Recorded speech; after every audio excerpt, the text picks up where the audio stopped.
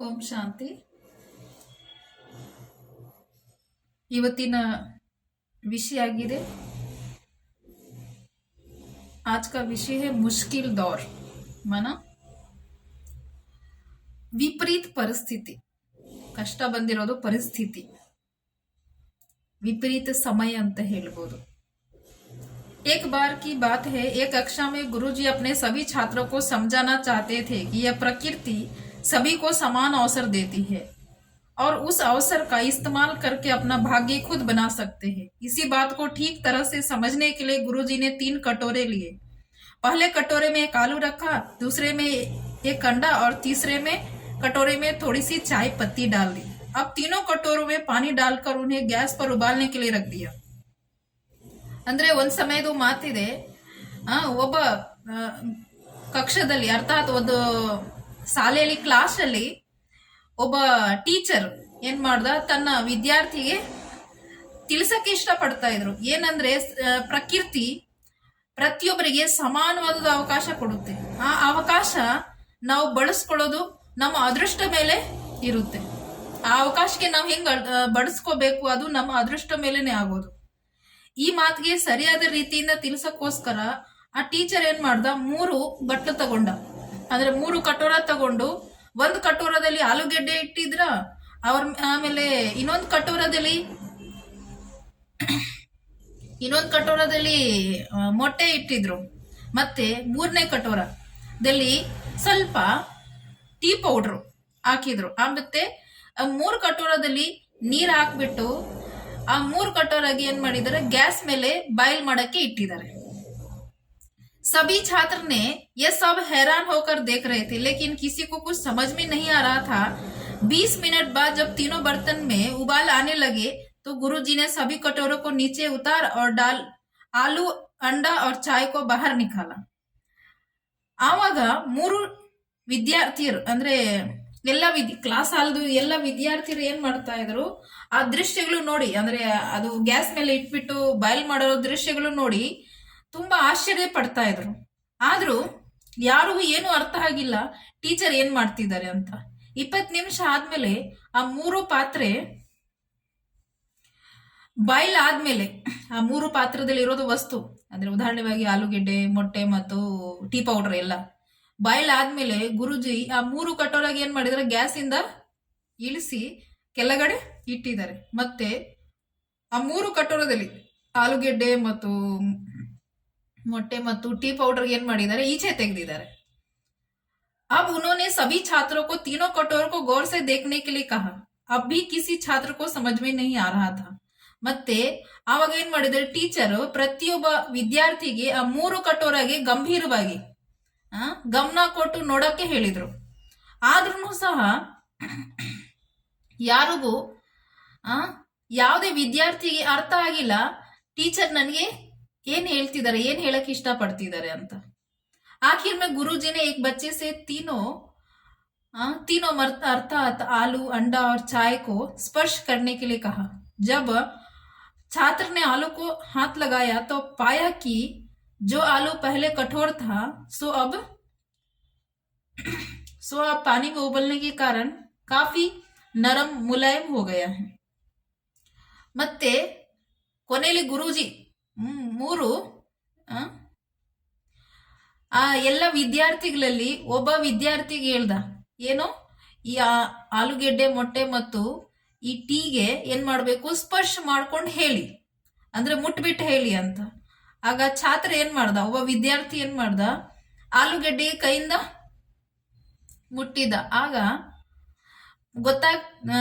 ಗೊತ್ತಾಯ್ತು, ಓ ಆಲೂಗೆಡ್ಡೆ ಮುಂಚೆ ಎಷ್ಟು ಹಾರ್ಡ್ ಆಗಿತ್ತು, ಅದು ಬಾಯ್ಲ್ ಆದ್ಮೇಲೆ, ನೀರಲ್ಲಿ ಬಾಯ್ಲ್ ಆದ್ಮೇಲೆ ಏನಾಗಿದೆ, ಅದು ತುಂಬಾ सॉफ्ट ಆಗ್ಬಿಟ್ಟಿದೆ. जब छात्र ने अंडे को उठाया तो देखा अंडा पहले बहुत नाजुक था, उबलने के बाद वह कठोर हो गया है. अब बारी आई चाय के कप के उठाने की.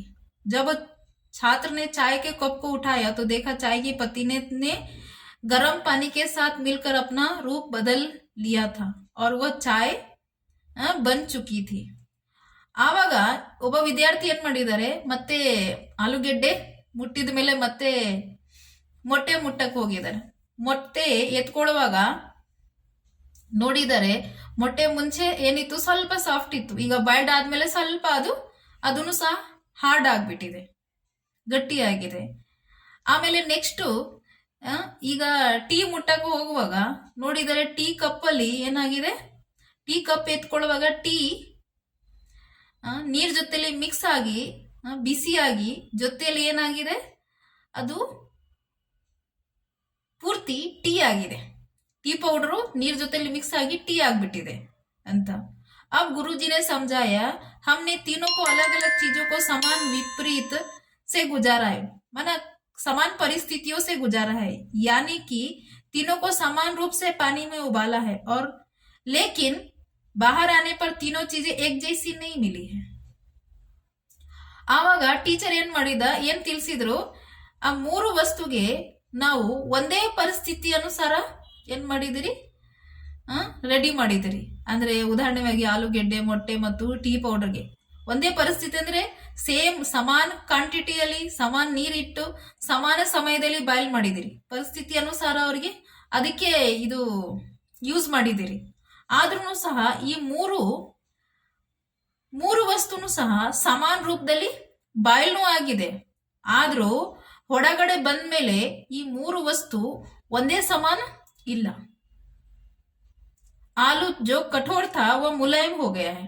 ಆಲೂಗೆಡ್ಡೆ ಅದು ಗಟ್ಟಿಯಾಗಿತ್ತು, ಈಗ ಸಾಫ್ಟ್ ಆಗಿದೆ. अंडा पहले कठोर हो गया था, ಮತ್ತೆ ಮೊಟ್ಟೆನೂ ಸಹ ಮುಂಚೆ ಗಟ್ಟಿಯಾಗಿತ್ತು, ಅದು ಈಗ್ಲೂ ಸಹ ಗಟ್ಟಿಯಾಗೇ ಇದೆ. ಮತ್ತು ಟೀ ಪೌಡರು ಏನಾಗಿದೆ, ನೀರ್ ಜೊತೆಯಲ್ಲಿ और चाय की पत्ती ने भी अपना रूप बदल लिया है. ಮತ್ತೆ ಟೀ ಪೌಡರ್ ಏನಾಗಿದೆ, ತನ್ನ ರೂಪವನ್ನ ಚೇಂಜ್ ಮಾಡ್ಕೊಂಡಿರೋದು. ಮತ್ತೆ ಟೀ ಪೌಡರ್ ಟೀ ರೂಪದಲ್ಲಿ ನೀರ್ ಜೊತೆಯಲ್ಲಿ ಮಿಕ್ಸ್ ಆಗಿದೆ. इसी तरह यही बात इंसानों पर भी लागू होती है. ಸೇಮ್ ಅದೇ ತರ ಈ ವಿಷಯಗಳು ಮನುಷ್ಯರ ಜೊತೆಲೂ ಸಹ ಹೋಲಿಸಲಾಗಿರುತ್ತೆ, ಮನುಷ್ಯರ ಜೊತೆಲೂ ಕಂಪೇರ್ ಮಾಡಬೇಕಾಗುತ್ತೆ. ಅರ್ಥಾತ್ ಇವತ್ತಿನ ಶಿಕ್ಷಣ ಏನಿದೆ ಅಂದ್ರೆ, सभी को शिक्षा मिलती है कि सभी को समान अवसर मिलते हैं और मुश्किलें आती है, लेकिन यह पूरी तरह आप पर निर्भर है कि आप परेशानियों को सामना कैसे करते हैं. ಹಾಗೆ ಪ್ರತಿಯೊಬ್ಬರಿಗೆ ಸಮಾನವಾದ ಅವಕಾಶ ಸಿಗೋದು, ಕಷ್ಟಗಳು ಅಂತೂ ಪ್ರತಿಯೊಬ್ಬರಿಗೆ ಬರುತ್ತೆ, ಪರಿಸ್ಥಿತಿ ಪ್ರತಿಯೊಬ್ಬರಿಗೆ ಬರುತ್ತೆ. ಆದ್ರೂ ಅದರ ಅನುಸಾರ ಅದು ನಿಮ್ಮ ಮನಸ್ಸು ಮೇಲೆ ಡಿಪೆಂಡ್ ಇದೆ. ಏನ್ ಡಿಪೆಂಡ್ ಇದೆ, ಆ ಪರಿಸ್ಥಿತಿಗೆ ನೀವು ಹೇಗೆ ಹೆದರ್ಸ್ತಾ ಇದ್ದೀರಾ, ಆ ಪರಿಸ್ಥಿತಿ ಬರುವಾಗ ನೀವು ಆ ಪರಿಸ್ಥಿತಿ ಮೇಲೆ ಹೇಗೆ ಗೆಲ್ತಾ ಇದ್ದೀರಾ, ಮತ್ತು ಪರಿಸ್ಥಿತಿ ದಾಟದ ಮೇಲೆ ನಿಮ್ಗೆ ಏನು ಸ್ವರೂಪ ಇರುತ್ತೆ. मुश्किल दौर से निकलने के बाद आप क्या बनते हैं, आपका स्वरूप क्या होता है. ಮತ್ತೆ ಕಷ್ಟವನ್ನ ಪಾರ್ ಮಾಡಿದ ಮೇಲೆ ನಿಮ್ಮ ಸ್ವರೂಪ ಹೆಂಗಿರುತ್ತೆ.